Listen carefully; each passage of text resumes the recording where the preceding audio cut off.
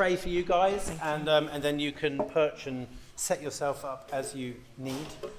Does everyone know who these guys are? You know, that's quite important. So Annie is the National Director of Christian Circles UK. Phil has faithfully been supporting her over all of these years, and Annie's transitioning into a new role at the moment. I think that's gone well. It might be the other way around. We're going to pray for you guys. Father, thank you for Annie and for Phil. Thank you for their whole family. Thank you for their servant-heartedness. Thank you that somehow and miraculously they're going to compress 32 plus years into 25 minutes.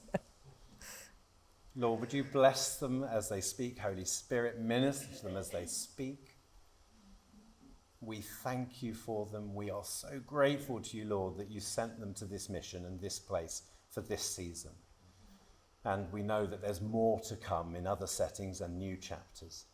But we want to hear the good stuff now. So, Lord, bless them as they speak to us. Amen. Amen. Over to you guys. Thank you. Right. So, we're going in tandem, Phil and I. First of all, introduction to the family. As you can see, there we are on the screen. So our family on the screen behind, Joe and Daisy, are here with us this weekend, and we were hoping that Abby and Bryn would be too, but instead of that, Abby and Bryn are on the screen in Frome. Abby flew back from Sicily on Friday, wasn't feeling well last night, found a COVID test in the house, thought I'll do it just to see, and sure enough, with a raging temperature, tested positive and is feeling really poorly. So they're really sad not to be here, but they are here with us on screen, which is very lovely. So thank you, Ben, thank you for this opportunity to come and to share with you in this session and in the session after the coffee break. We're looking at God's faithfulness through the years. And so we thought we'd sort of split it into parts and look first of all at God's faithfulness as we were called into this ministry, and then God's faithfulness as we journeyed through the ministry, and then obviously God's faithfulness for what's next. And that's the exciting part in some ways. In case you're wondering why I didn't stay in the van with Phil last night, we haven't fallen out. Too much detail, as my boss always says. I suffer from IBS, and I made the right decision because I was up at 4 o'clock. So I was actually in a very nice Airbnb down the road. And the other thing I feel I need to apologise for is Phil's T-shirt. Not in control of what he's wearing. He'll explain the significance. I was hoping that the new national director would be a similar size because I have a house full of T-shirts and hoodies. But Ben, what happened? So it looks like I'm stuck with them, but there we are. So, God's faithfulness. Our world doesn't feel very faithful at times, does it? Promises are broken. Our trust sometimes in short supply. But God is our anchor throughout it all. And God's faithfulness is our anchor and has been our anchor over these years. And we hope that this isn't just about us telling you a story. It's about God speaking to you, as Ben was saying, about the exciting new chapters that are ahead, as well as in your own personal circumstances. Our prayer is that you will hear a still small voice over this weekend from God. Maybe a loud booming one, but maybe a small still one. And that also you to take away golden nuggets with you of what God is actually wanting to share with you. So for us, what was God's call? Our call was very specific. It was a call for Phil to go full time in ministry in CS UK. It was a call to serve. It was a call with specific actions. I wasn't convinced that that was our call. My call had started many years ago as I trained as a maths teacher at Exeter University, and we then got married. I started teaching in North Bristol at a very challenging school, still a very challenging school, just changed its name. And I thought that my call was to work within education sector, to work with young people, and to make a difference. So when the call to CS UK came, I was in fact just been appointed and had come out the other end of a very, I'll just take a drink. Sorry, of a very interesting job at a small independent private school in the centre of Bristol. It was back in the late 80s. I went for the job interview. I can remember it vividly. I had a pink silk Laura Ashley skirt on. Why I can remember that, I do not know. The other thing I remember vividly is walking into the staff room, and I'm really sorry if any of you are geographers, but in the left-hand corner were two extremely bearded, I mean, we're talking big beards, geographers, one who smoked a pipe and one who took snuff. And that was the staff room. That's what it was like in the late 80s. And that's where I got a job as a secondary school maths teacher, my third job. And that's where I thought God was calling me to be and to make a difference. I was one of 3 female members of staff in an all-male school, which came with its own challenges. And then in 1994, having been married since 1987, Abby was born. And I asked for a flexible working request, as it's called now. Oh my goodness, a female member of staff and part-time. The answer was no. There were no forms to fill in. There was no, nothing. The answer was no. And so I had the absolute privilege of being a full-time mum at home, doing a bit of maths tuition on the side. And then along in 1997 came lovely Jo. And that was life. That was life for us. That was life in Nailsea. My call that I thought was based out here in education was actually a call to be at home with Abby and Jo. We had a fantastic outreach mums group at church. Phil and I had been doing youth work from before we were married. We carried on with that. And that was life. That was life. Phil had a super job, as Jo all said, a fantastic BMW with all fuel paid, so it meant we could go everywhere. And then in 2001-2 came this call to CSUK. And it was like, okay, God, wasn't quite expecting that. I'm not a surfer. I'm not a mermaid like Pip. If you see me in the sea, I'm the one by the shore doing a breaststroke with my head like this, parallel to the sea. But God chose to call Phil and me, if you like, because we came together into this ministry. We thought maybe our call might have been to an outdoor pursuit centre. Obviously not me doing the outdoor pursuits, but something like this. Or we had this vision for those of you who remember Polly's up at Croyd, opposite Baggy Lodge. Great big Victorian, was a bed and breakfast. We thought maybe God will call us there to run a ministry. But no, CSUK. So we surrounded ourselves with prayer partners, including the first prayer lady for CSUK, Margaret Davis. And off we went down to Lyme Regis to see her, for her to pray very specifically for this decision to go into ministry. And she said a really weird thing to me. She said, Annie, he's not yours, he's God's. And I've remembered that to this day, because I was thinking, well, hang on a minute. I've been married to him for all these years. We've got a family together. We've got a home together. We've got a life together. I know he's God's, but she was saying very clearly, if it's God's call on his life, it's your call to support him in that ministry. And that's what changed my direction. That's what changed my thinking. He belongs to God, and it was God's call on his life. So we did it. We stepped out in faith, February 2002, and it became our calling. So back in the day, I did the admin, I did the events, I did the mail out, I worked alongside Phil, nearly caused a divorce. We worked very differently, very differently. If I leave my office at the end of the day with more than 5 or 6 emails in my inbox, I'm panicking. Phil has thousands. I have a notebook. Phil has boxes of paper with scrappy notes on it telling him what to do the next day. It didn't work well working together. Thank you, thank you, thank you. He still has one screen. How can he work with one screen?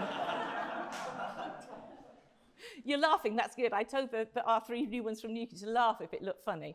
You're doing really well. But we got through it and we managed, and our marriage survived that and many other hurdles along the way. And God promised, obviously, that he would be faithful. And he was faithful. He was faithful in that ministry, but he was faithful in something else. He was faithful to complete what he started. And he had started something different to CSUK in me. But God was faithful to honour that in a way that I never expected. I was never career-driven. I got offered the head of maths job. I didn't want it. That wasn't where I thought God was taking me. And in Philippians 1:6, it says, doesn't it, being confident of this, that he who began a good work in you will carry it on to completion until the day of Christ Jesus. Being confident in this. I wasn't always confident in this, but God was confident in his faithfulness to me to get to that point. And so, where I am today, not doing maths teaching, not running an outdoor pursuits centre, but actually my title is I'm an operations director for a multi-academy trust of schools across Bristol, 13 schools. And I oversee the HR, the recruitment, the compliance. And in my own way, I believe that God's call, which started off all those years ago to make a difference in young people's lives, has come through this different direction. I have an amazing position to influence decisions across 13 schools, across 13 head teachers. I can make decisions to say, yes, let's work with Jolly Hog so that Jolly Hog provide meal boxes to our most disadvantaged pupils across Bristol now. And it's just like this full circle of this call on my life, which sort of went on hold while I went on the call on Phil's life, came full circle back again. And I just want to encourage you that whatever God's call is for you, however it may be on that journey, that God is so faithful and God will complete what he started. And that's where I am today, back in a trust where the school that I met those bearded geographers back in the 80s was the founding school of the trust, and actually continues what we believed was the most important thing at the time, which was to continue music education for students, however disadvantaged their background. That is the focus of our trust today. So from the late 80s till now, that school's the most oversubscribed in Bristol.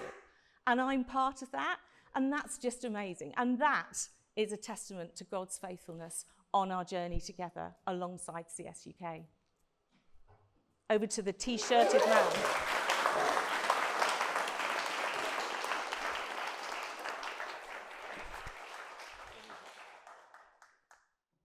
Thanks, Annie. You all know that thanks, Annie. You all know that it's far more than one person.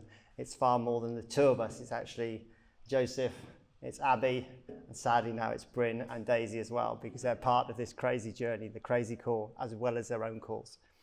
I suppose God's faithfulness with me and the call actually began with not me, but actually my parents. And my parents were missionaries. In fact, my dad's parent was also a missionary in Nigeria. So as you can all imagine, I actually was born in Nigeria. And I've always thought that one day I will surf for the Nigerian surf team, because they've got no team, so I must be better than nothing. Then further from that, my dad then went into the ministry.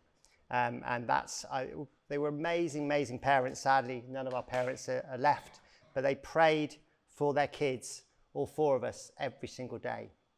Now, I've got to be honest, I don't pray for our kids every single day. Sorry, Joe. I'm sure Mum does. But we do pray a lot because they are so special. I just encourage you to pray as much as you can for your kids. And I suppose that's, even though you had, is anyone else a pastor or vicar's kid here? Okay, you've probably got sort of a cross on your forehead, that sort of thing. You have a lot to live up to because you're expected by the church to be wonderful people. And when me and my brothers used to go charging down on our homemade skateboards and knock over the parishioners, that did not go well. But we had a very adventurous life. I think that's where life to the full comes from. And then this thing called surfing came into my life. As you can see there, haven't changed a bit. That was before. Your Facebook profile picture. It is, yeah.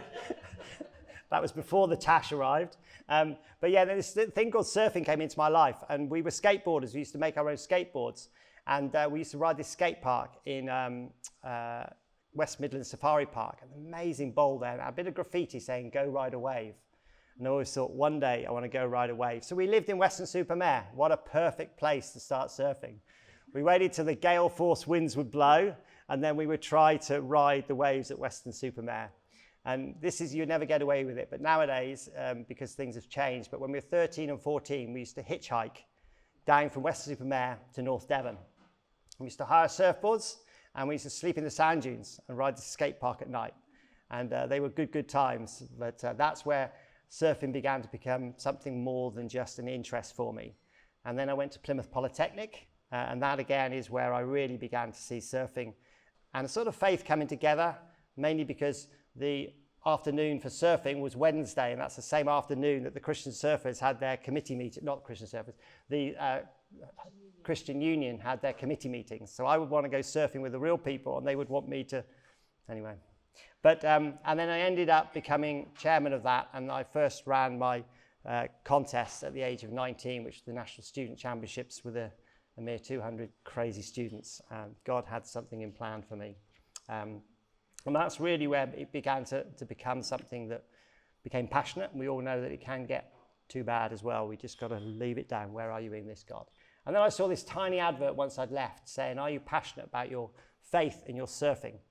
In a big magazine. And I thought, oh, that's interesting. And I think, I can't quite remember all the time scales, but Annie said, why don't you get involved in this organization? And I said, oh yeah, will do. Anyway, a year later, still hadn't done it. And then we decided for some reason, it was God's time was perfect. Let's get involved. Let's get invited up to see these people. Let's go meet them for a surf training weekend. And I could surf, and none of them could surf, but I thought it was the right way to invest it. And that's where, long story short, we began to get involved with CS, and I realized that it was quite a key slide. 4 or 5 members in North Devon, and one crazy guy that had a surf shop in Leeds. And that was Christian Surfers. We had £10 in the bank, we had a prayer warrior, and we began this crazy thing because Brett Davis had done something in Australia, New Zealand, probably 10 years before. So as things began to, actually, is there a first, next slide, sorry. There you go. And we ended up at the first ever national gathering, which was quite exciting. You can see a motley crew, St. George's House, but it was still a very fantastic place to be. I took over the role, or I started the role way back in 1992, and we still did. And this is our second day magazine. There you go. All 4 pages of it. And it actually welcomes new members. And it says on this occasion, I was a new member. New members, a big welcome to CS UK following who have recently become members. There you go. And my name was on there, so I recently became a member. And so we began to think, well, this is crazy. We're still running the Jesus Surf Classics. Everything's beginning to go.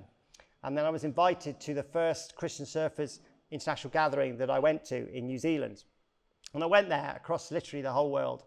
And I met these giants, these full-time missionaries. And I felt that small. I'm thinking, how on earth, God, can I live up to the expectations of Christian Surfers when all these are people at full time and they're missionaries? And God spoke so clearly to me and said, Phil, if you're in the place I've called you to be, you're doing what I've called you to do, you're exactly where I want, and you're as much a missionary as any one of these. And I was thinking, but I only run a large distribution warehouse with 700 people. And God said, that's your mission field, Phil. That's your mission field. And it was only when I really remembered that and took it back 2 years later, then God decided, okay, now is the time you've accepted that and we can move on with you. So I then sort of carried on back here, and then this crazy guy called Brett Davis came and visited. He's a visionary that literally was set it up in Australia, then began to think, probably about 1999, can we start making all these individual countries into one? So he literally went with his family on the road for a year, connecting Christian surfers. And when he came to the UK, he stayed at Georgium at Dave Matthews' place. He came to Annie and I and he said, Phil, would you be prepared to go full time with Christian surfers? To which I said, well, show me the salary and all that sort of stuff. He said, no, there is no salary. It's living by faith. And sounds crazy, but I can't help but think God's called you to this. Annie and I were like, oh my word, where are we in all this? And so began quite a long time of prayer and listening to God. And still small voices, not big booms. And we just changed our prayer with our prayer group from God, I'm going to do this if you prove it's right, to God, we're going to do this unless you show us it's wrong. And that's a whole different, that started paddling into Chopu thinking, oh my word. And long story short, I ended up at work was chaos. I'd taken over this job that was complete nightmare. The unions were on strike, the pickets were at the gate, the fuel strike, all those sorts of things were happening. And I was never been so stressed in my life. I'd walk through the warehouse, nobody would talk to me because you're the general manager. And I was determined that I would walk through every day and get a smile out of somebody. And it was at that time I was asked, Phil, would you consider? And I'm thinking, this is God's work. This is my kingdom that I'm sort of a God person to. I don't think it's right to quit. Long story short, we turned it all around, and then we got a brand new contract worth £70 million a year. And my boss said to me, Phil, the world is now your oyster. And I went home to Annie and said, right, I think now is the time. Sorry. Now You got this, Phil. Now is a time to give all that up and go on the call that God's calling me to do. And we agreed that I would shut down the old site, start the new site, and then when it was all set up and ready, would just walk away. I knew that my salary was massive. I knew I was going to nothing. The BMW was lovely. I was going to nothing. And we didn't know where we were going. We just felt as though we were climbing along this branch of a tree, and it was getting thinner and thinner and thinner, and at some stage it's going to break. I did all I asked to do, and then my boss said to me on the last day, he said, Phil, thanks so much. An amazing opportunity, by the way, to witness to 700 people. Oh my word, what on earth are you doing, Phil? There was this key verse, by faith Abraham, when called to go to a place he would later receive as his inheritance, obeyed and went even though he did not know where he was going. And on the last day, my boss said, thanks, Phil. Here's your holiday pay, here's your back pay, here's your bonus, and I managed to get you a little bit extra. And somehow my boss had got me the equivalent of being made redundant, and there was an extra £30,000 in my pay packet. And that £30,000 was so key, because when every day after that there was no money coming in, that was the money we lived on. And it was a real crazy moment. We would walk around Tesco's, seeing people, thinking, oh no, we've got a bottle of wine and there's a financial donor, we'd hide away and all these sorts of things. And Annie said to me, Phil, I know we need to raise money, but we can't ask our friends. See, that's the one advice that was rubbish. But I just want to show the next slide. Where's Ebbs? Oh, sorry. Okay. Just to the dedication, because the dedication to us in our church, and never underestimate the power of your local church, by the way. We underestimated it massively. And they said, if you're going to do this, we want to support you fully. And they did the whole presentation of the church. And so for me, it's really exciting that on the 26th of July this year, we'll be going back to that church, who are still mission partners, and saying thank you to them and celebrating with anybody that wants to. But it was a real important time for us. And it was, I don't know, it was just that sort of say where you saw God's faithfulness, but you weren't told about it in advance. You had to just walk in faith slowly. And so for us, that was a real key of still small voice. There you go, Phil. You can trust us. And of course, from then on, it's been quite an interesting journey, but it's certainly been one of where we believe that God has definitely been faithful. Not always the times as and when we would like it to be, but God's timing is perfect, even more perfect than Phil and Annie's. So we've got sort of three sections. I'm just going to check with Annie and Ben. So where's Ben? So we've got either 10 minutes to start our second section now, Ben, or coffee now and then start early, whichever is easiest for you. Because we've got the three sections. So let's go early coffee. Okay. I think people will appreciate that. Thank you. Yeah. Okay. Thank you. Perfect. And we're coming back to God's faithfulness as we live the call.